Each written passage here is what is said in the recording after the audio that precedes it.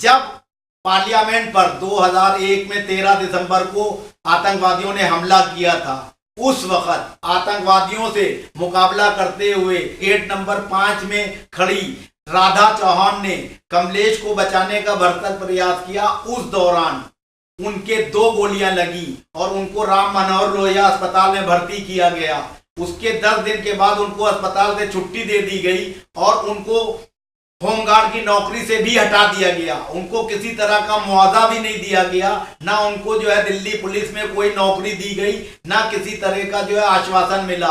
क्या ये टॉलरेंस जो है, इसके ऊपर हमारे राजनेता और फिल्म स्टार बात करेंगे? आज हम आपके बीच में एक ऐसी महिला को पेश करने का प्रयास करेंगे, उनकी कहानी उन्हीं की जुबानी बताने की कोशिश करेंगे जिन्होंने 14 साल अपनी नौकरी या रोजगार पाने के लिए मुख्यमंत्री राजनिवास, कमिश्नर ऑफिस, न जाने कहां कहां धक्के खाए। आज भी वे बेरोजगार हैं और दर दर जो है लोगों के बर्तन धोने पे मजबूर हैं। आइए मिलते हैं होमगार्ड में सीनियर प्लाटून कमांडर रही राधा चौहान से।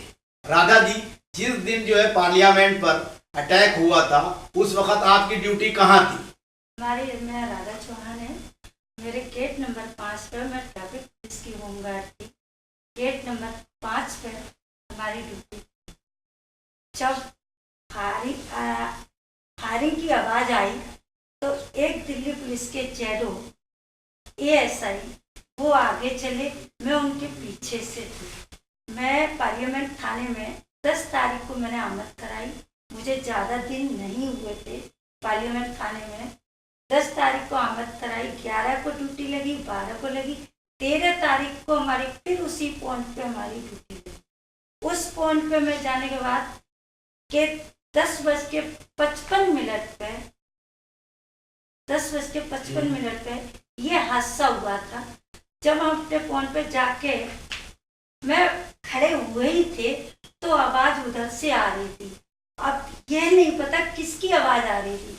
जैडो साहब आगे भागे, उसके बाद मैं उनके पीछे से गई तो एक 88 बटालियन की सीआरपी की कमलेश यादव वो घायल पड़ी थी। मैं उनको एक इंसानियत, एक वर्दी पहन रखी थी, मैंने उस इंसानियत के नाते मैं उसको कमलेश को उठा रही थी, जो उनकी नेम प्लेट पे कमलेश यादव लिखा था। मैं उनको उठाते हुए मेरे एक पैर में गोली लगी, एक मेरे कमर पे गोली लगी। मेरे पैर में गोली लगते ही मैं गिर गई।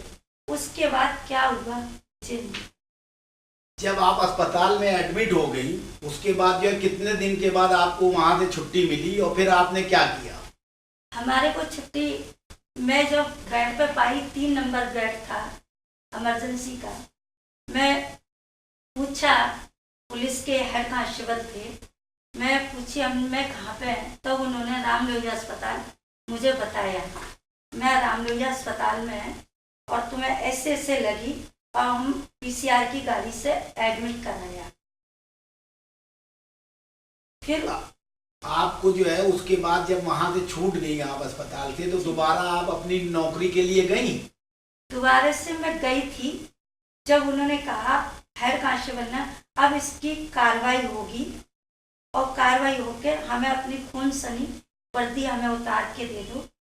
और मेरे से चेंज नर्स ने किया और सिविल कपड़े हमें पहनाए गए जो हॉस्पिटल के थे, हरे कलर के। मैं उसमें रही। उसके बाद में मेरे सिविल कपड़े आए, मेरे तन पे पहने। वो वर्दी कहाँ गई, कैसे गई, मुझे नहीं मालूम। अच्छा, उसके बाद से जो है नौकरी के लिए कहाँ कहाँ आपने जो है कोशिश की और वहाँ से क्या आश्वासन मिला? आपको कोई मुआवजा मिला, कुछ जो है सहायता मिली गवर्नमेंट की तरफ? मुझे कुछ नहीं मिली। हम एलजी हाउस गए, सीएम ऑफिस गए, शीला दीक्षित के यहाँ गए, आम पार्टी के पास गए, कृष्णा नगर एमएलए के पास गए, मुझे किसी ने सहायता नहीं। मैंने हर के मैं चुपचाप बैठ गई। नहीं, आपसे जो है, आप जैसा कहती हो कि एक पुलिस वाले ने जो है कहा था कि हम कमिश्नर की यहाँ जो है दिल्ली पुलिस में आपकी नौकरी लगा देंगे, तो उसने आपसे पैसे मांगे थे, तो कितने पैसे मांगे थे और आप उसका नाम बताएंगी कितने पैसे दिए थे उसको और कब दिए थे? सर उसमें 2011 में दिए थे मैंने। और सीताराम हेड कांस्टेबल है, एससी हेड कांस्टेबल सीताराम, मैंने उनके खिलाफ की हमने एप्लीकेशन भी दी, मगर हमें उससे कुछ नहीं हुआ। हमने 1.5 तोले की अपनी चैन दी, हमें पैसे 30,000 की बात हुई थी, हमने पूरे पैसे नहीं दिए। हमने अपनी चीज़ 1.5 तोले की चैन और चांदी की 100 ग्राम की पजेब और मेरी झुमकी थी, 3 चीज़ें दी और 10,000 रुपये हमारे बैंक में पड़े थे, वो हमने निकाल के बैंक से मैंने। तो उसके बाद से जो है इतना लंबा टाइम लगा, आज जो है 14 साल हो गए पार्लियामेंट में अटैक हुए हुए, इस बीच में जो है आपने अपना गुजारा किस तरह से किया? सर मैं सिक्योरिटी से नौकरी करके गुजारा किया, एफसीआई में नौकरी की, गुड़ियल कंपनी में नौकरी की और पुलिस हेडक्वार्टर में मैं पीडब्ल्यू में नौकरी की और आज मैं पटियाला हाउस कोर्ट में सफाई की और अपना इस तरीके से गुजारा करती हूँ। तो आपको सरकार से क्या उम्मीद है, आप क्या चाहती हो सरकार जो है आपके लिए क्या करे? जो लोग जो है शहीद हो गए थे उनके परिवार वालों को, उनके आश्रितों को तो जो है आर्थिक सहायता मिल गई, और आपने इतना बहादुरी का काम किया, आतंकवादियों से जो है जब बड़े बड़े सांसद सदस्य और मंत्री उनकी गोलियों से भाग रहे थे और आपने जो है अपनी वर्दी की लाज रखते हुए उनको, कमलेश यादव को बचाने की कोशिश की और आपको कुछ भी नहीं मिला, तो आप ऐसे में क्या महसूस करती? यही महसूस करते हैं और क्या करते हैं, काश मैं भी उस टाइम पे शहीद हो जाती तो पुलिस के पन्ने पे मेरा भी नाम हो जाता, जो शहीद में घोषित कर रखा है। मैं जिंदा होने के बाद में मुझे शहीद घोषित कर रखा है। तो क्या ये माना जाए कि आपको मुआवजा या नौकरी या किसी तरह की आर्थिक सहायता इसलिए नहीं मिली कि पुलिस ने जो है गलती से या जानबूझ के जिस तरह से भी आपको शहीदों की जो है सूची में डाल रखा है, इसलिए जो है अब आपको जो है जिंदा महसूस करके जो है उनकी जो है कलई खुलेगी, ऐसा महसूस करती हैं? हाँ ऐसा ही हो, यही है मैटर, तो हम यही लाना चाहते हैं सर। अच्छा, तो क्या आपकी जगह किसी और को जो है नौकरी दे दी गई है पुलिस ने? हाँ ऐसे ही हुआ सर। वो कौन है महिला, उसका नाम बता सकती? महिला का नाम नहीं बता सकती हूँ मैं इस टाइम, अब वो महिला जब सामने आएगी हम बता देंगे। नहीं, तो ये तो आप बहुत गंभीर आरोप लगा रहे हो। हम आरोप नहीं लगा रहे, हम सच्चाई बोल रहे सर। उस महिला को मैं लाना चाह रही हूँ, वो लेडीज किस हैसियत पे लेगी, हम उसके सामने लाना चाहते हैं। जो कुछ पुलिस अधिकारियों को नहीं मालूम है, जो हमारे नीचे के बैठे हैं, उनका काम है, जो वहां तक पहुंचने नहीं दिया मुझे। क्यों? अच्छा, तो पुलिस जो है और जो आपका जो है होमगार्ड डिपार्टमेंट है, वो आप जिंदा होते हुए आपको जो है मृत मान रहा है। हाँ? इसके लिए जो है आपने कोर्ट में या कहीं और जो है अर्जी दी, महिला आयोग है या जो है राजनिवास है, कहीं हमने सब जगह दी। आज हमारा कोर्ट में केस भी चल रहा है। अच्छा, तो वहाँ क्या अभी चल रहा है इस वक्त, क्या उसकी प्रक्रिया है? अब ये 23/12 को पता चलेगा क्या होने वाला है। हमारे को तो कोर्ट में तो दिखाते नहीं है कुछ, और हमारे को मजिस्ट्रेट भी कुछ हमारे को मदद नहीं कर रहे हैं। मुझे तारीख पर तारीख मिल रही है सर।